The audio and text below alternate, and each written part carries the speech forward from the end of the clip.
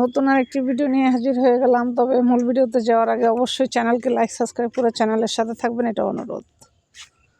আপনি যদি সারা জীবন আপনার স্ত্রীকে বন্ধু হিসাবে পেতে চান, তাহলে আপনার হৃদয়ের ভিতরে একটা কবর খুঁড়ে নেন। যে কবরে আপনার স্ত্রী যত গুনাহ করবে, যত পাপ করবে, যত দোষ করবে, সব কিছু যেন আপনার সেই কবরে দাফন করতে পারেন। তাহলেই হবে সত্যিকারের ভালোবাসা আপনার স্ত্রীর জন্য আপনার। আশা করি আমার কথা বুঝতে পেরেছেন। তাহলে কোনো পুরুষ মানুষ যদি মৃত্যুর আগ পর্যন্ত তার বউকে ভালোবাসতে চায়, তাহলে সে যেন তার হৃদয়ের ভিতরে একটা কবর খুঁড়ে নেয়।